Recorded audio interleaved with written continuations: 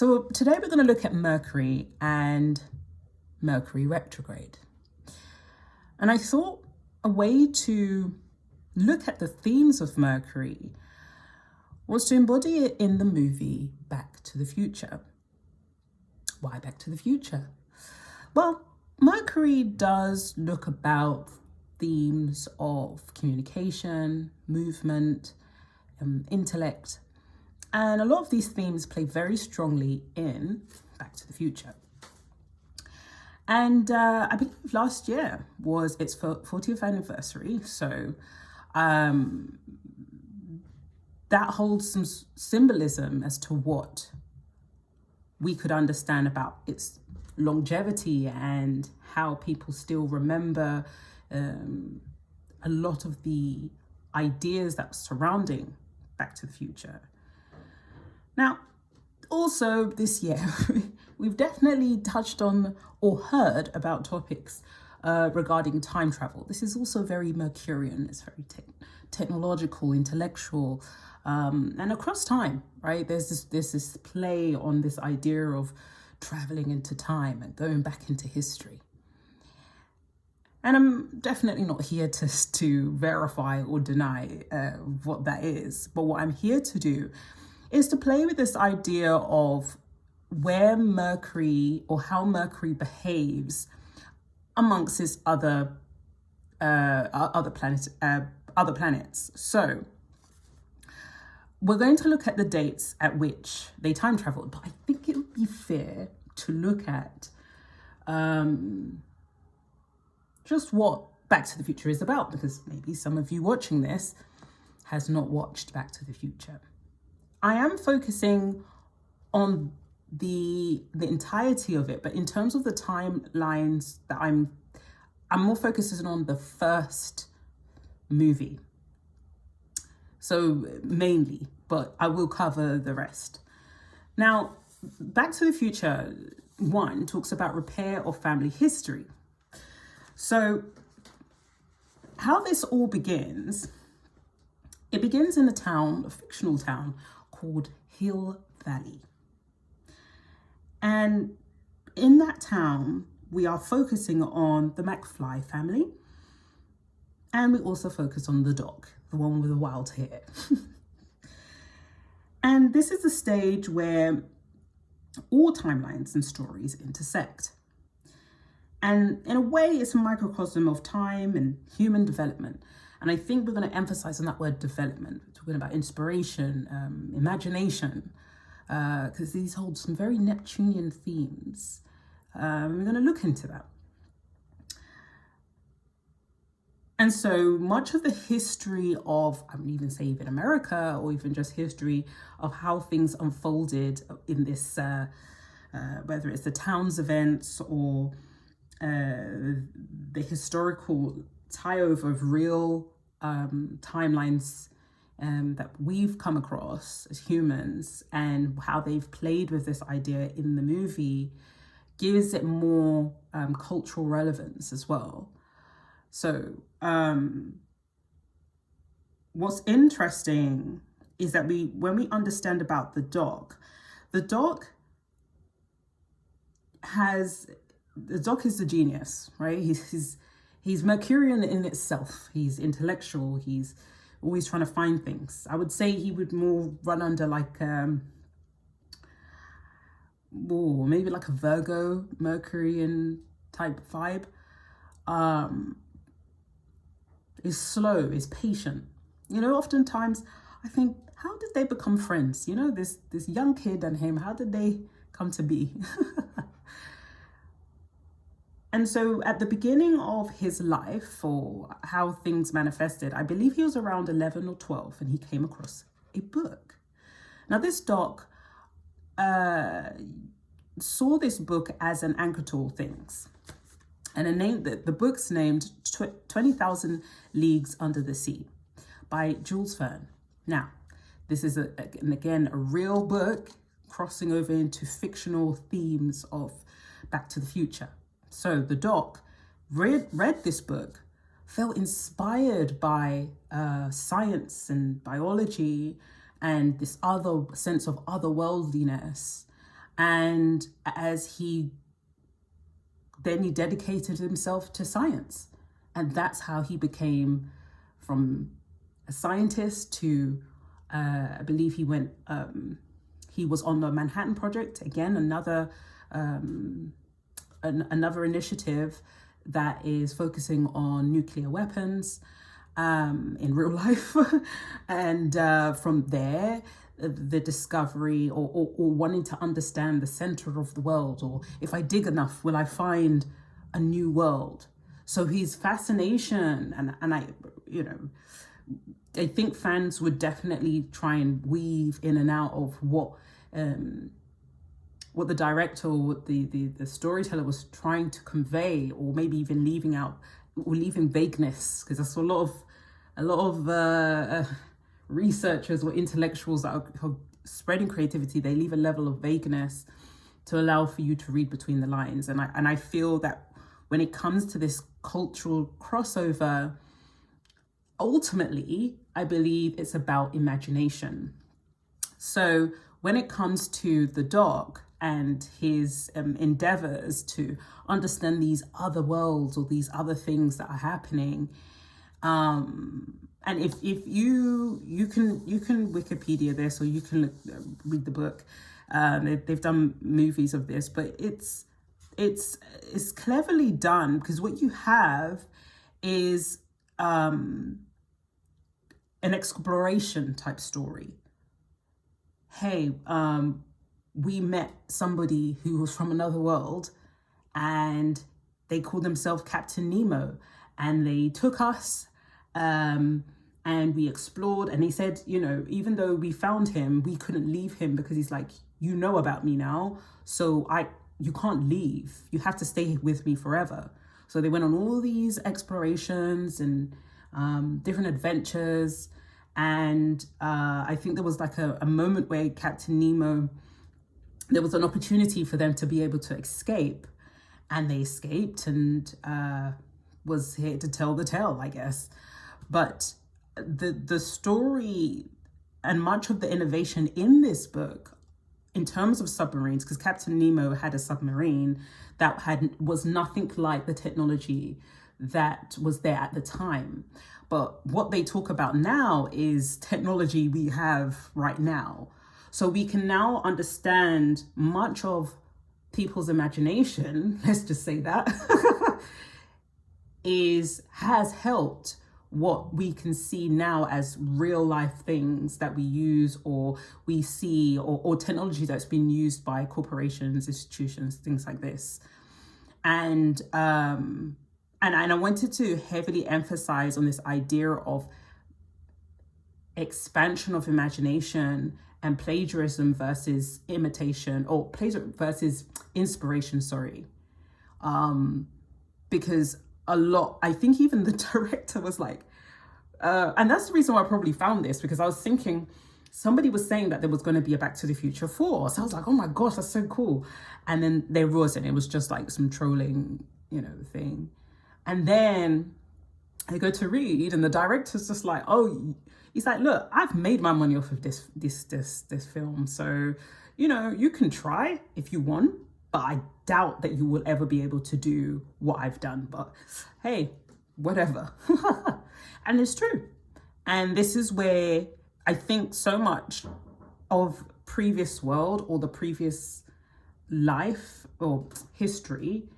So the idea that it starts with a book, an inspiration, or we can see the book as a node. We can see a book as a pivotal point, or someone else's imagination sparking another person's imagination. And even in the timeline of the story of Jules Verne itself creating this book, because had he not created this book, then Doc would have never been inspired to be a scientist. And I use these kind of connections, or explain it in this way, because this is life. This is how Mercury exists. This is the intellectual part. This is you going forward. Now, I was even reflecting on this, and I was thinking, well, Mercury is about movement. But what other planet symbolizes movement? You think, okay, Well, we have Mars, right? It's about action, getting things done, literally. A lot of people like to allude it to war, but I think it's just kind of glossing over this. It actually is a primal force to activate something. And so when we think about the things that I've touched on today, so we've touched on Mercury, we've touched on Neptune, and we've touched on Mars. Now, naturally, you'd be like, okay, so what's happening with Saturn? What's happening with, Jupiter, perhaps? Now, when I was looking at the transits, because I focused the transits of the first movie and the times that they were leaving and coming back to the future and then leaving again, right? Just for fun. And what I found was very fun. Like I was like, this is so cool. I can't wait to show this. And so there's that. So we're going to get there. All throughout, the movies are touching on different themes. So Back to the Future 1 is repairing family history.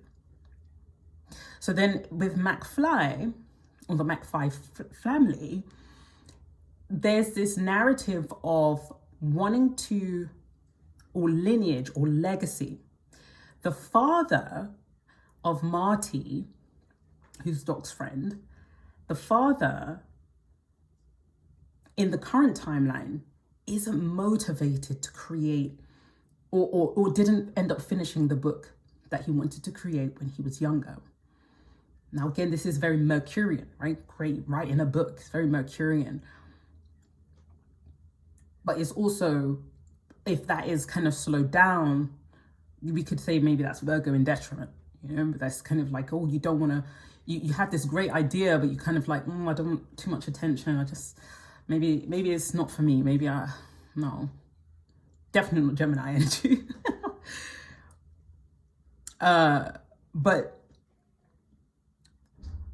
And so therefore, Marty's dad, George, is someone who has potential, but it's not been realized. And that creates a whole domino of effects for the rest of his life in that current timeline. And the son, Marty, understands this. And so this theme about books, and even just for the fact that Jules Verne wrote this book and inspired Doc, but then Marty's dad didn't end up writing the book because of low self-esteem. But then when he does write the book, it creates a domino effect. And whoever decides to read that is going to be inspired or decide to do something or whatever. Which goes to tell, when it talks about the human condition, is that everything that we do is a cause and effect. Me speaking to you right now is a cause and effect. And how that ripples, call it the ripple effect, how that ripples across is how that ripples across. That's something I have no control over. And that's the power of people. That if you decide to wake up one day and decide you want to do something, it is up to you then, especially if it feels like it's pulling you to do that thing, then it's up to you to say, all right, cool, I'm going to do this, because it might be a disservice to humanity itself not to. And a lot of people have been given gifts. A lot of people have been given ideas, and it's just been left and buried at times.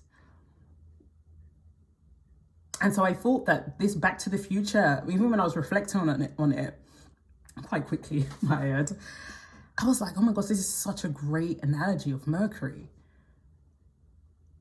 And when we understand Mercury retrograde, when it's in retrograde, these themes that play out. So we could see Back to the Future repair family history is where when Mercury sits in the 4th house, for example. And maybe conjunct Mars, right? But there's this energy where it's saying, we need to look into this. We need to look about what's going on. Now, I guess there's almost like karmic elements as well, like very Neptunian, very kind of Pisces 12th house themes as well.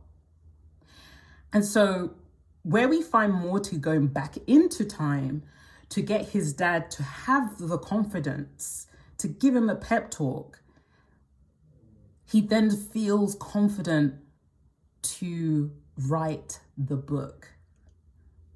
And this is very powerful. Obviously, in real life, we can't go back into time, ladies and gentlemen, but if we look at this symbolically and look about things that we've probably not pushed or not done, either something or someone will push us to do it, to give us another chance to do it again.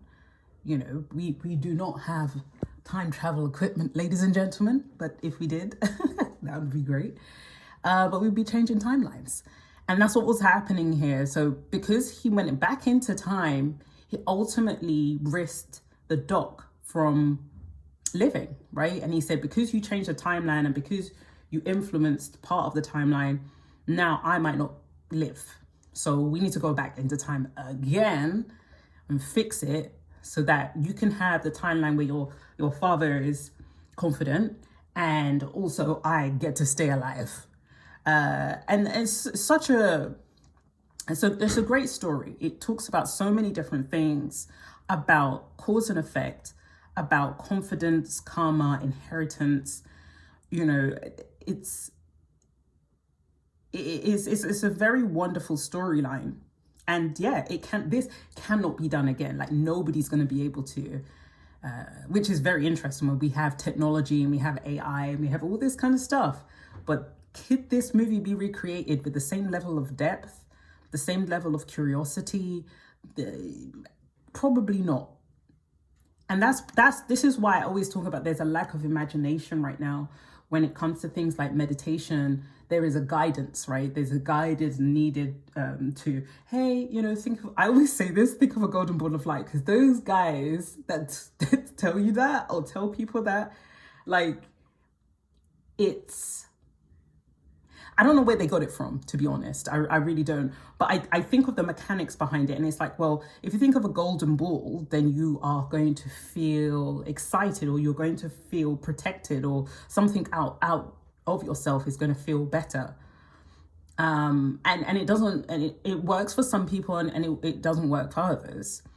But my point is, when it comes to imagination, there's got to be more. There's got to be more to it than just these kind of quips that people have created over time. And that's a personal thing that you go through. It's a personal road that you go through. Even for me, if because I do have a meditation guide, but like, it's like, I'm really encouraging you to do a lot of the work yourself, because it's the death of imagination is concerning. And with AI being around, it's even more concerning, right? And yeah, we've been raised to be dictated to, right? When we go to school or wherever we go, so we enjoy a bit of structure, right? This is okay, but it's like, how far gone? How are we that we can't recreate a Back to the Future 4 and have the same level of depth? We can't do it. So when it comes to the themes of Back to the Future, I feel like they're telling something about, one, this kind of Neptunian, because they speak about water a lot, the themes of water. And obviously, even when I read when this came out, I was a child. I was a baby, okay? Not even a child, I was a baby. So I feel like the themes that are here, I couldn't remember. I had to re-watch everything again. But the themes that are here are very water-based. So you've got the 20,000 Leagues Under the Sea is the first introduction to this. And then you have George with his sci-fi book. And then you have, again, this, how they even meet. So Marty's parents go... they change their destiny by going to the party called the Enchantment Under the Sea, right? Which is a play on words for maybe a real life, an event that's taken place that is connected to this theme of the 20 Leagues Under the Sea. So it's very, it's very creatively done. But they're honing in this idea of there's something Neptunian about how we connect to people and how they are attached to our destinies and how our destinies move. So even our children move us towards our destiny, even our partners move us towards our destiny, even our friends move us towards our destiny, and different people do different things. And Mercury is that kind of trickster energy to say, can you notice the difference? Can you notice who is there to push you, or is there to kind of be a temporary structure in your life? Is there to assist you for the longevity, or is just there is for a good time, not a long time, And it's being able to discern the most out of this Mercury, or even in its retrograde, these kind of internal reflections about what it is that you believe in about yourself, or how you see yourself. The breakdowns of how you see yourself. This is very intellectual, logical. Okay, I see myself like this. Like George didn't think he was good enough. He didn't think he was able to publish that story. Anyway, I was thinking, why science fiction? Like, what was happening there? But that period of time, that was a big deal. Science fiction was the rage. I mean, like 1930s, 1940s. It was a big deal. And then you also had this element of war, and so these new concepts were coming through, and being reimagined through storytelling. And a lot of the technology that we have was explored through sci-fi movies. So it's fascinating, right? So then you start to question whether what is real and what is not, But yeah, so hopefully I've given some sort of background as to why I've chosen Back to the Future today, and how Mercury and its retrograde kind of holds those themes. So let's have a look at when they first left to go back into time. Now, their current present time at that time was 1985. So this would be their present.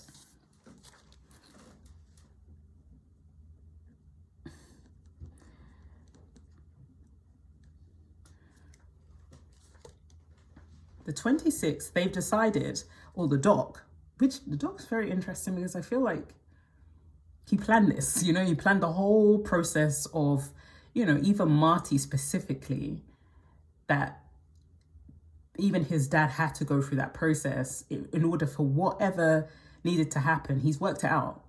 But that's probably like fandom based information. But anyway, so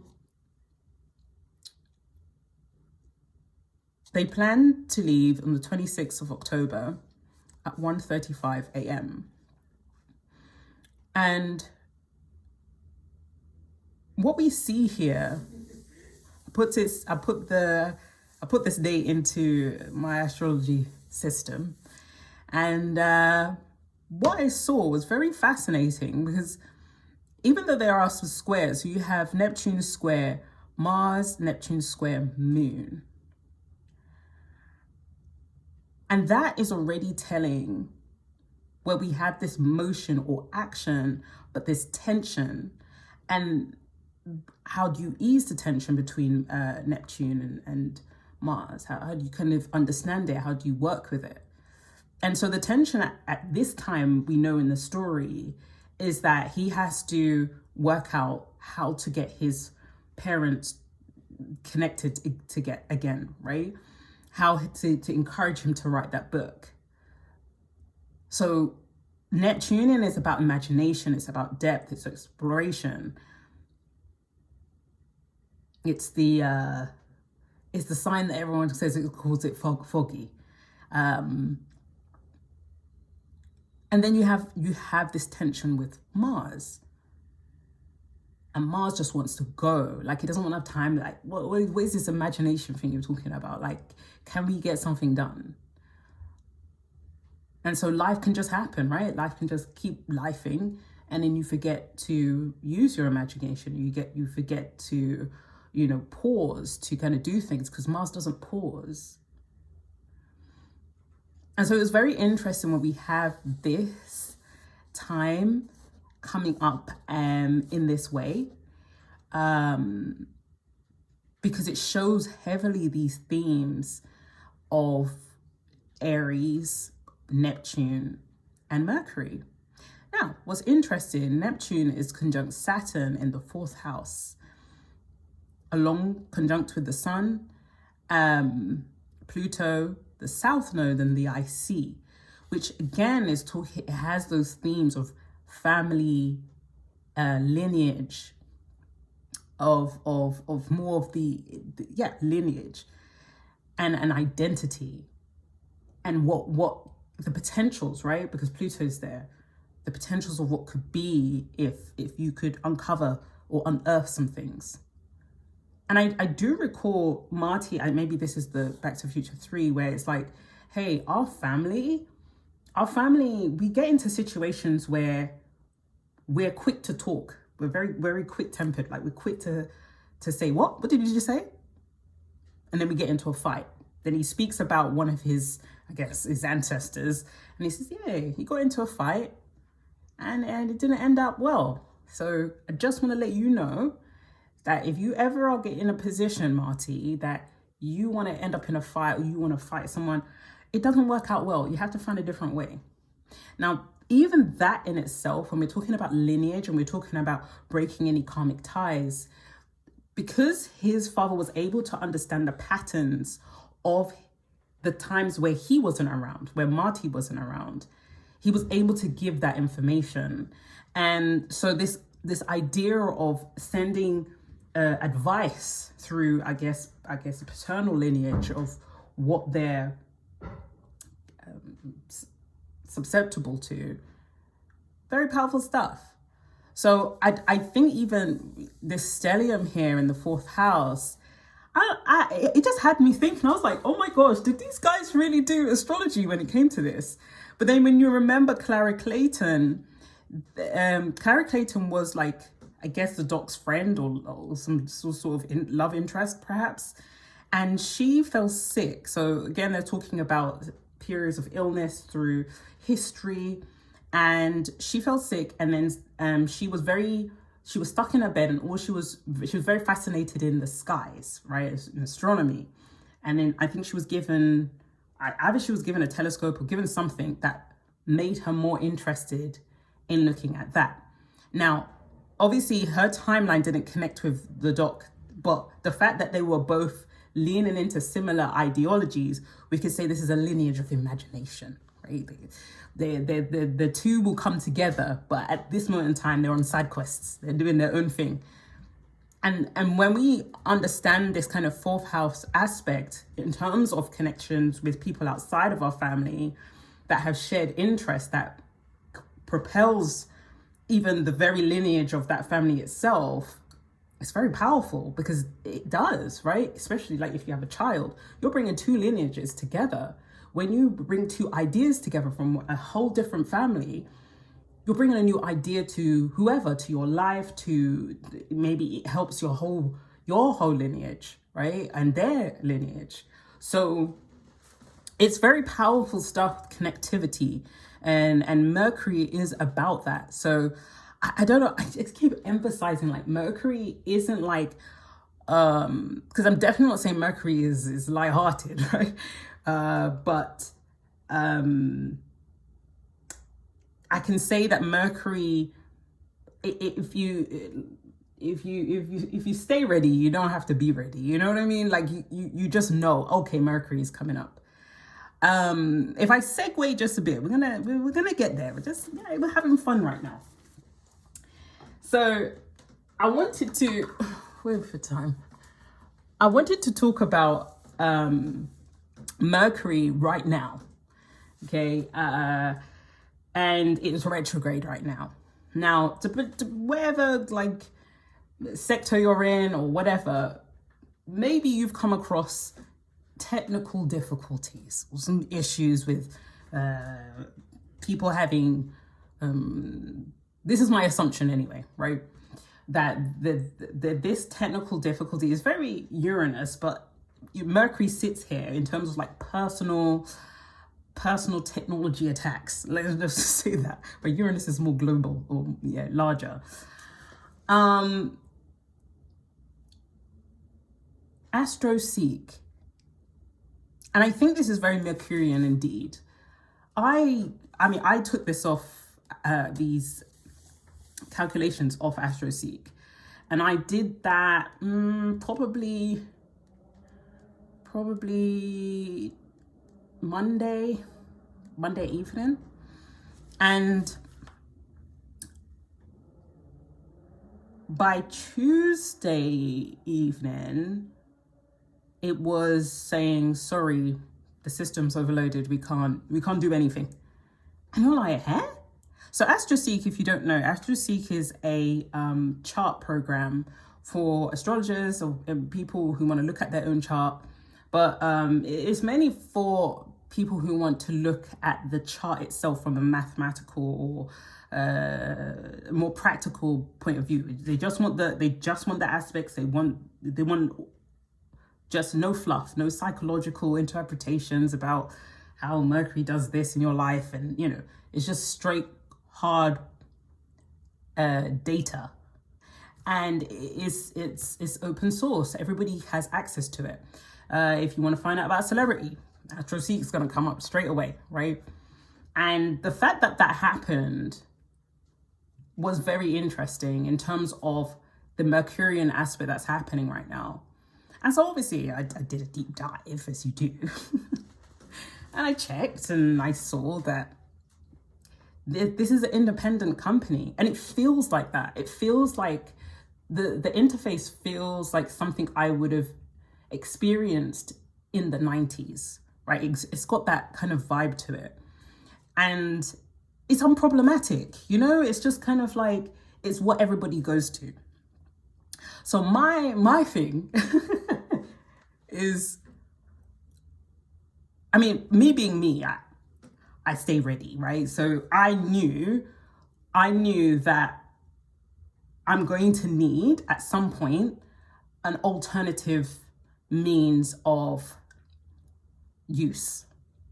And so I really did research about which systems I want to use. And of course, I kind of anticipate that this happened to AstroSeek. I don't even think it's ever happened to them.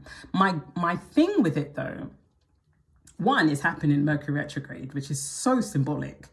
But we can think about what is that trying to tell us? What is that trying to tell the world of astrology, right? Or astrologers. Astrology is very traditional, and we're merging texts together, and we've done this in a way that it's still behind in its more traditional sense. So, and this is not a bad thing. This is why I like AstroSeek, right? Because it kind of feels still like, the old world back in time. And the fact that when I did more research on the person that was behind it, this was a passion project. It was something that just like I love astrology. I want to be able to be in this.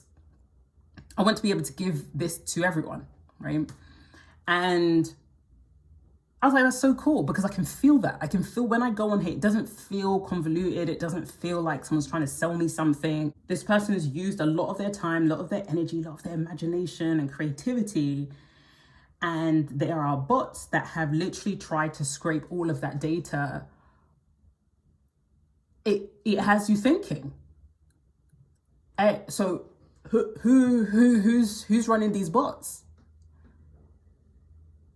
So now we have this human imagination versus bots as the intermediary, let's say, for now. And somebody else on the other side wanting to do plagiarism because they can't be bothered to use their own imagination, to use their own well of information. And people who are generally in haste is because they have to meet a deadline, right? There's a desperation there. And I talk about jealousy a lot. I talk about envy a lot, but that monster, that yokai, is something that propels people to do things like, trouble a site called like AstroSeek. And it was such a major inconvenience for me. I took it for granted. I've been using AstroSeek for a very long time. I've never signed up. Why? Because it's just always there, So then when it said, hey, and even if you want to newly register, you cannot register, because if we do that, all the bots are going to come in again. So we're just closing it down. Anybody who is already in here, you're in. Anyone who's out, you're out. Now, I didn't panic because I already had a backup that I was like, all right, cool. And I'll speak about that shortly.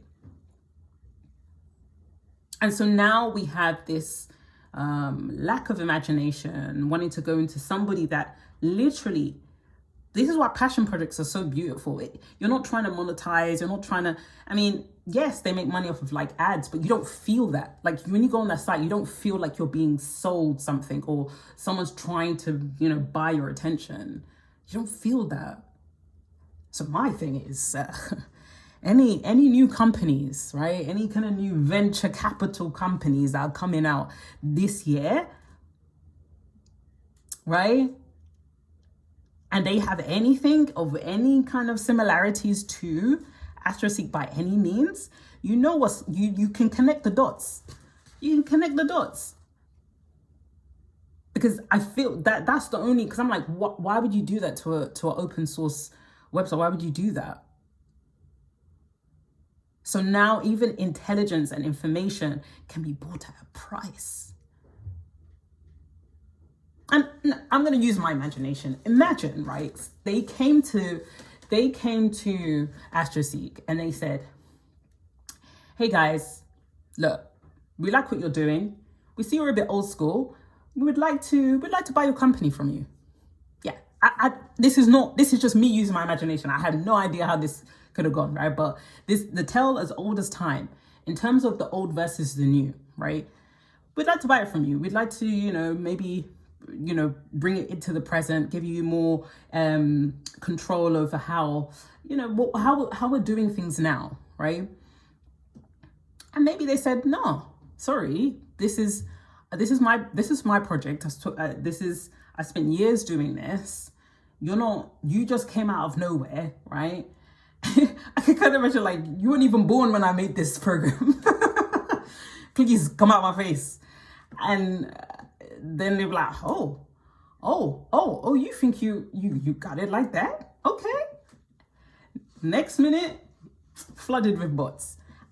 Again, I'm just using my imagination here, yeah, but maybe they never even asked. Maybe they were just like, let's just go. We can just bully people. We can just go on people's site and just take everything and then repackage it. It's a tale as all the time. We've been doing it. I've been speaking about how religion does this, how everybody does it, right?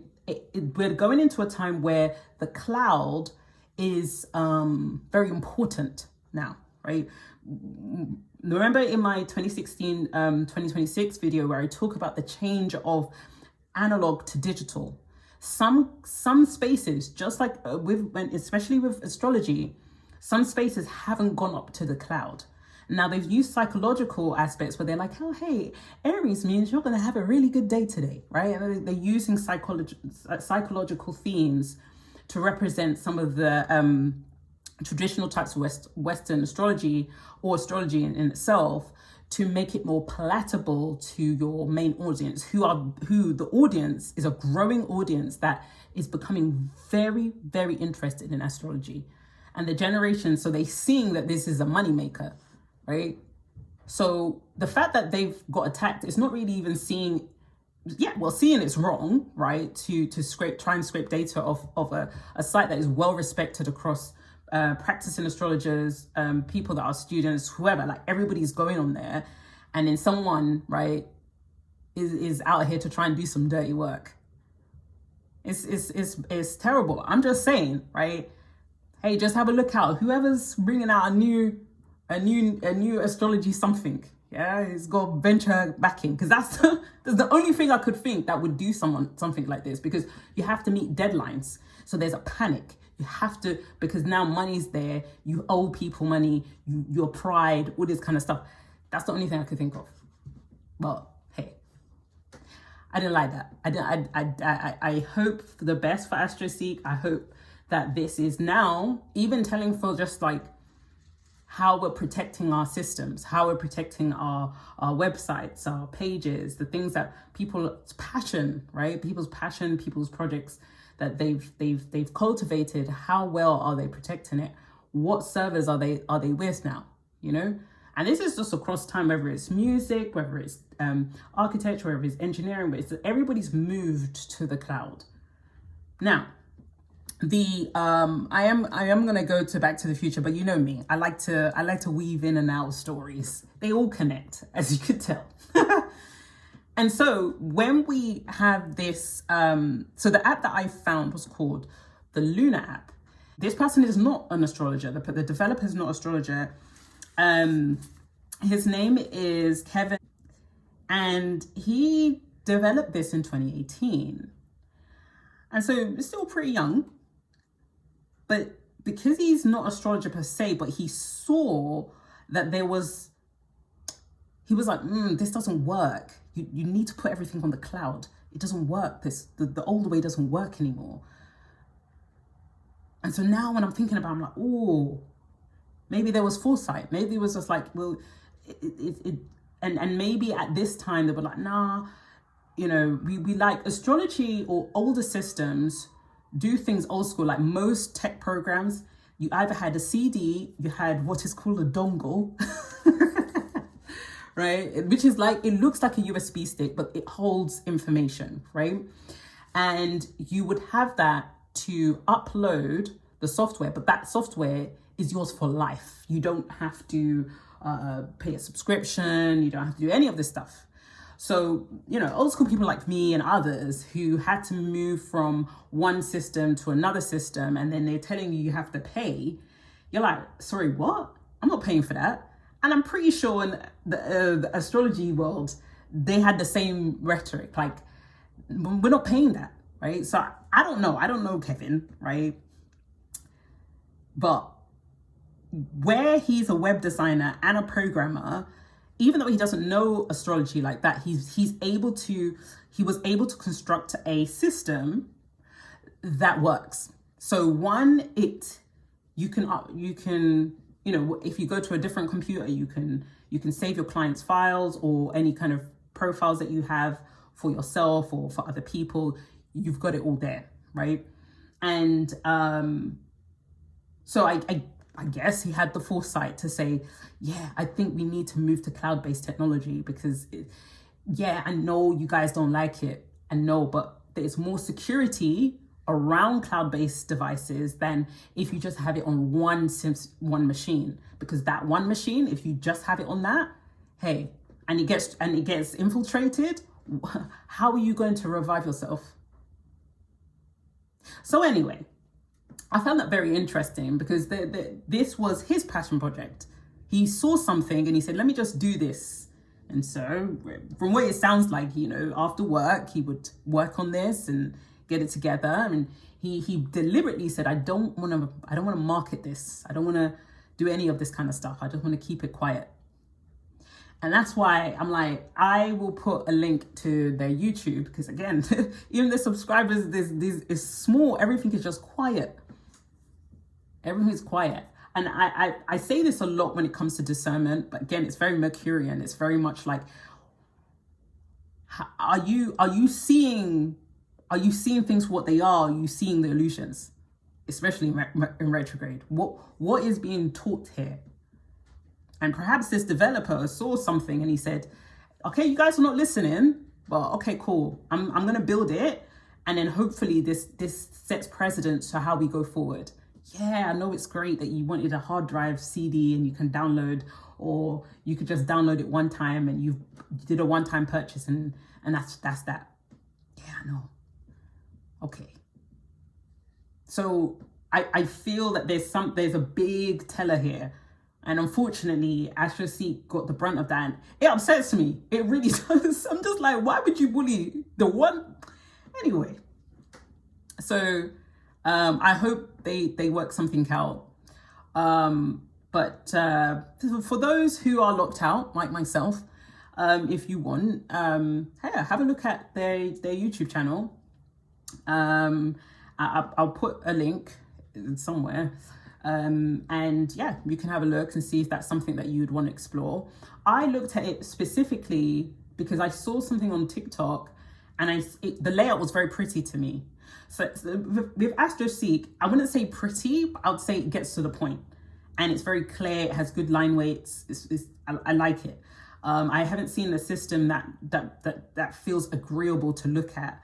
You know, some people are trying too hard with the layout and it's just like, ew. But AstroSeek has it. But Luna, when I saw somebody have theirs, they were doing like a case study and I was like, oh my gosh, that's so pretty. So they have the aesthetics, but they also have the more, you know, mathematical sides. They have the declinations. They have, you know, I love my infographics. So they have all these kind of stuff, these charts and other ways to look at what is happening in the skies, which is really nice, right? So it kind of culminates the two. And then in addition, it is a cloud-based system. So yeah, this is the age that we're in, right? So yeah, it's a very interesting time. And yeah, like again, I will still use once AstroSeek. Let's predict that maybe AstroSeek sorts itself out after the retrograde, which is like what, the 20th of this month, or on and around, or maybe the 1st of April or the beginning of April, that it works itself out.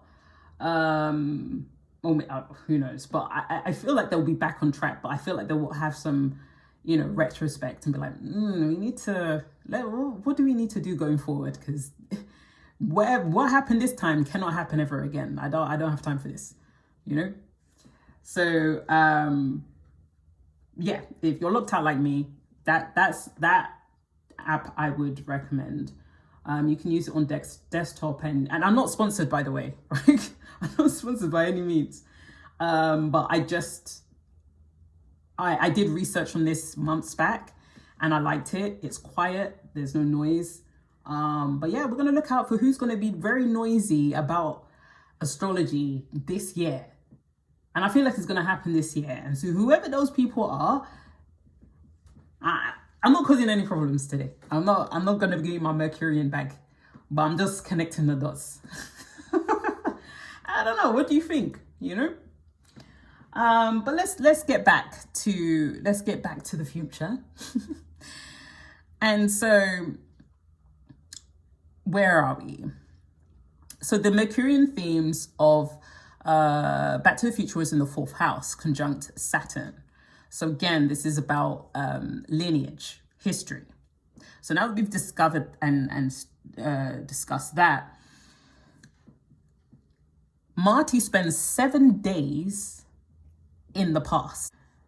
And what happens in between those 7 days that he travels back in time and goes back to 1955, we've got this happening, right? Looks very different from this one, right? Very different from, there's less squares.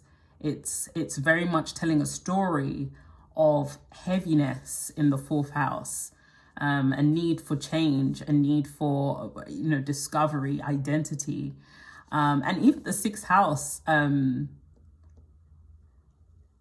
where the vertex is as well. This also plays very interesting themes. And then you have Mars in Virgo, again, in its very later degrees. Very, very potent themes about drive, movement, getting something done. When he goes back into time, we've got a lot of more restrictions here, right? It's very, very cross-hatched. It's very dense themes here. That I guess is like a web that's trying to be unraveled, I guess, in a way. And so where we see the themes change, and we have Mercury now in the second house. So in Libra. And so now when we're seeing this unraveling, there is this need to say, hey guys, let's look at this. Because Libra is about balancing things out. It's about fairness. It's about attraction. It's about working things through. So it sits really nice here. And so there is something very positive about this whole theme, even when he gets here. What I see is that he does build a bridge. He does create a space where he's helping his father to go to that dance, the enchantment under the sea, right? To make sure he goes instead of not going, which was what I think that's what he did last time. So they encouraged him to go, to be confident, which also even tells, when we're thinking about lineage, and even when we're thinking about how Mercury exists in the second house, that there is this ability to be able to say, hey, look, this could easily impact your fortune, your status, your just how you are understanding money, right? Like this right here, your imagination, your creativity is what is going to bring it to you. And you got to go, like, you got to make movements. And I guess, yeah, Marty intervened, and he was, I guess, the archetype of Martian energy, Mercury, but Martian energy, right? So, I think it was so powerful that I just was like, these guys really must have sat down and looked at, and did this from an even astrological perspective, looking at where Mercury sits, looking at where, most Mercury and even Uranus. And what was so interesting, this kind of Martian theme, it's even bringing themes about what we're dealing with right now in 2026. Pluto in the 12th house. Pluto's in the 12th house in Leo right now, in this timeline. But Pluto's also in the 12th house for us right now in real life. And so this idea that this going into time and pulling and changing things and fixing things, it holds very similar themes. So yeah, I mean, we don't know if they've sat down and worked it out astrologically, but hey, who was in the writer's room? Because somebody was doing bits, clearly. It's too ironic. It's too ironic. But yes. And some of the degrees are similar when he goes back into time as well, or very close to each other. So you have Mercury in the 4th house at 22 degrees, but when he goes back into time, he has Mercury in Libra in the 2nd house at 25 degrees. But there's something about those degrees that is like, it needs to be in its later degrees to kind of move and do something. But yeah, so fascinating.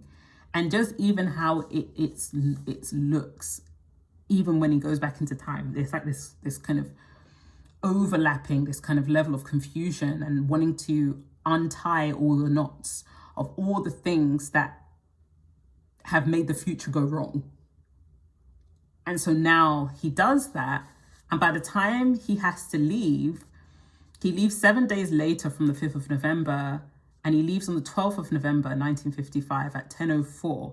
Now, at the start of the first movie, this is a time that is shown up all the time, which again makes me feel like the doc has planned this for a long time. He had his eye on Marty for a very long time, because you're a grown man. Why you have so much interest in this child? Not laughing like that, it's just a bit ironic. So from there, the themes that were there is a Pluto square sun, and then Mercury square moon, Neptune square the moon, Mercury and Mars. So again, there's this kind of holding this kind of similar theme, and once he goes back, it's like it's closed the door, or like it's these angles between, so Uranus at 2 degrees with Mercury, and what's the other one? And the sun.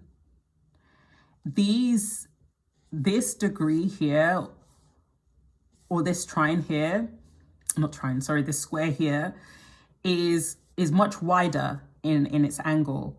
Whereas here, Uranus, again, when he is about to leave, is closed. Let's go back to the book. The moment of inspiration, because it's telling us a lot more about the theme itself, which this is probably why the depth to this whole thing.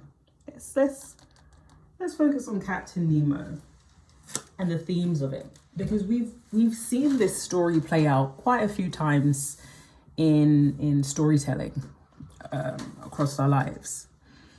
And what Back to the Future, I mean, hopefully I've explained its Mercurian energy, but like just in general, how storytellers, script writers, whatever you want to call them, the kind of Neptunians, are explaining the journey, the human journey. And I think, I've done that for you to look at. Did a little sketch.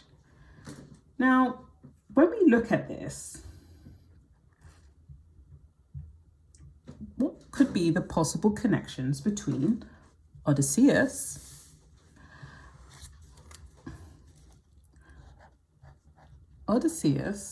Ulysses, and Captain Nemo, and even, might we say, Finding Nemo, right? Just keep swimming. And how that even connects to this idea of Back to the Future, or this journey.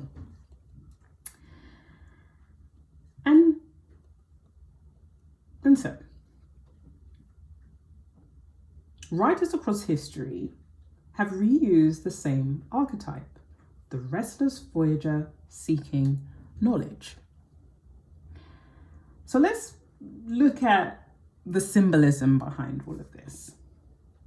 First, let's talk about Nemo, or Captain Nemo.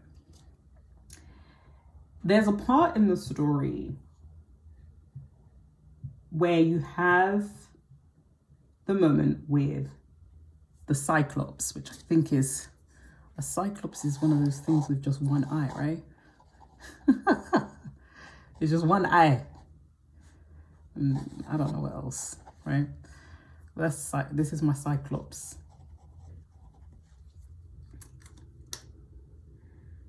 And in the Odyssey by Homer, which, the Odyssey is a book.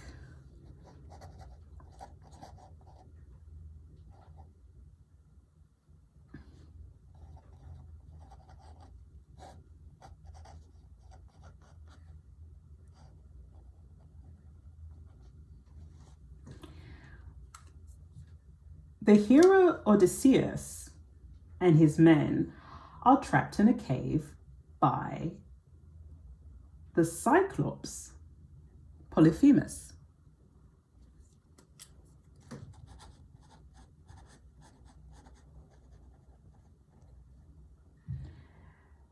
the monster asks Odysseus his name. And instead of revealing his name, Odysseus says, I'm nobody.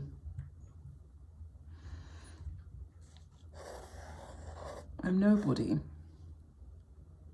The Greek word he uses is outis. And it literally means no one or nobody. Later, when Odysseus blinds the Cyclops and escapes, the monster screams for help. And the other Cyclops were like, oh, what happened? What happened?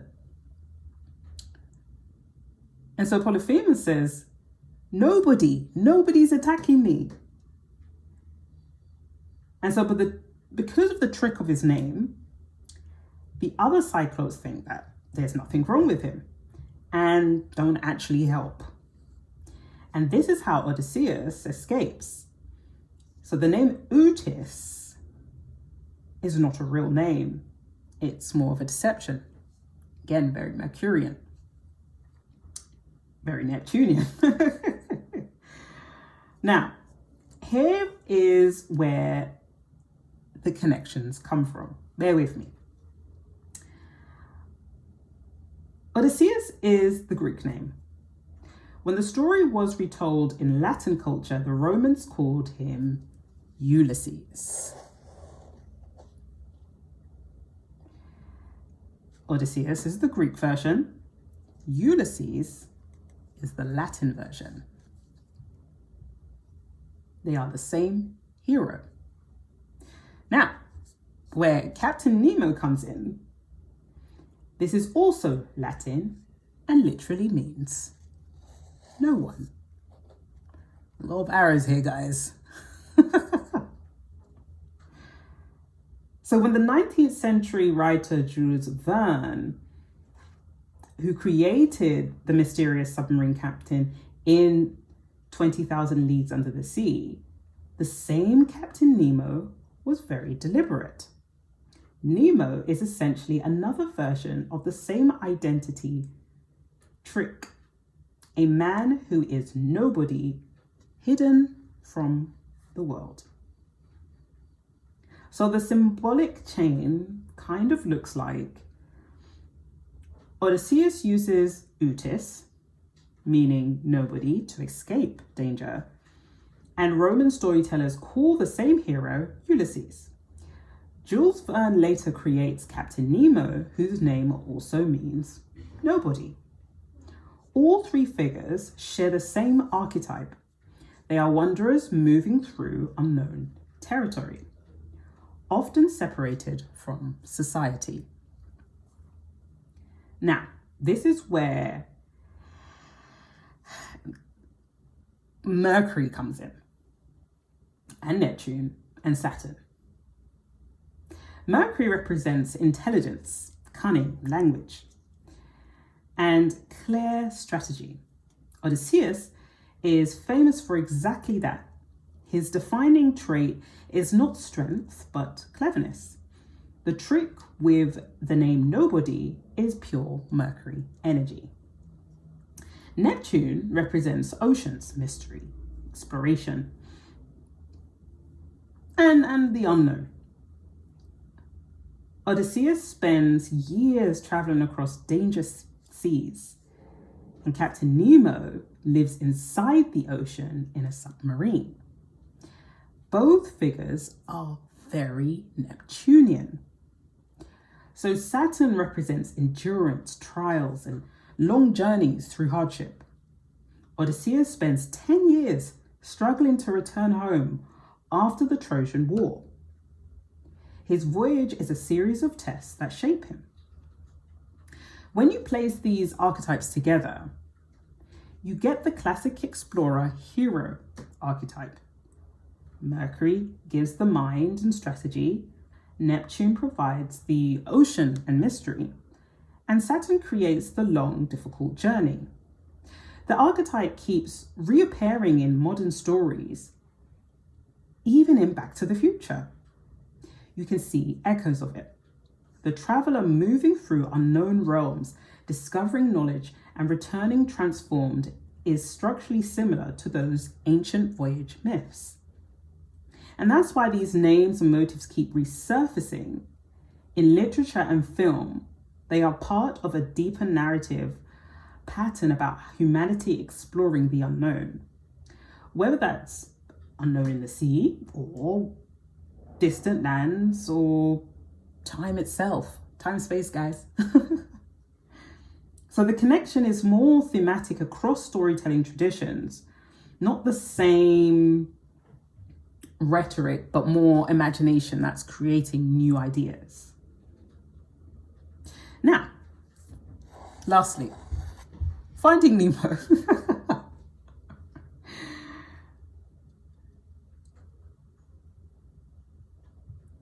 Captain Nemo comes from 20,000 Leagues Under the Sea. And Nemo, again, means nothing. Can I collect this? Can I?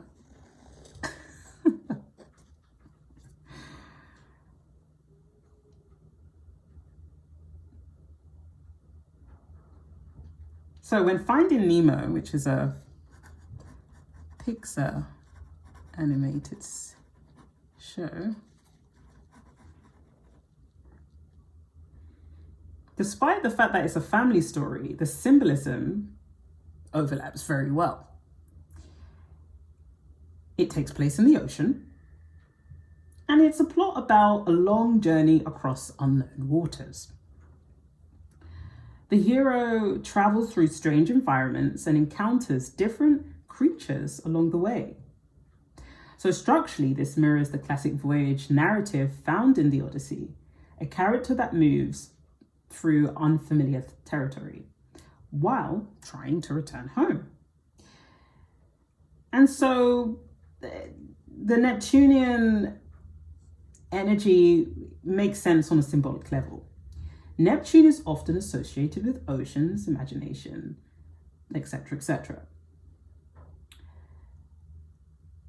Now, the interesting problem, I guess, solving, is that it helps characters survive through journeys.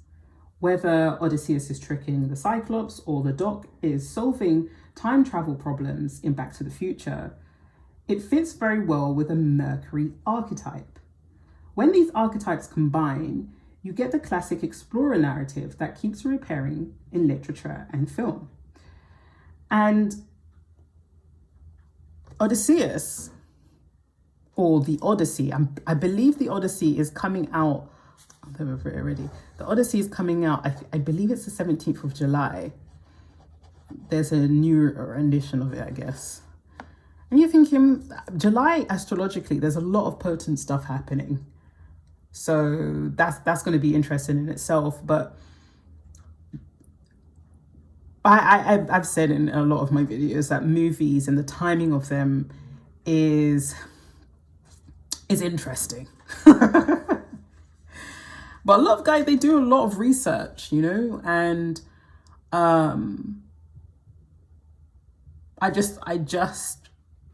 I found all these connections so fascinating, that this traveling of sorts, and I don't know, at some point I'll do a video on the Odyssey, just trying to connect where, yeah, I wanted to do the Odyssey because, fun fact, the Odyssey or Odysseus is actually a crater of the moon in the moon. The crater of Saturn's moon is called Odysseus, put it that way, right? And again, symbology, it gets fun, right? So I wanted to explore that a lot more at some point. But that's really exciting, right? Like just how everything is weaved together, how the story of our lives, it's almost like, I don't know, someone out there is trying to tell us something. Because you're like, why do you keep, across time, keep telling us the same story? we can just say it's for fun, right? But it's definitely persistent, you know, or maybe there's a lack of imagination. They can't think of anything else. But yeah, I hope you enjoyed this video. I hope it's given you more depth to understanding Mercury and also Mercury in its retrograde. Yeah, and while we're in it right now, you know, stay ready. And that's it really. I'll see you in the next one. Take care.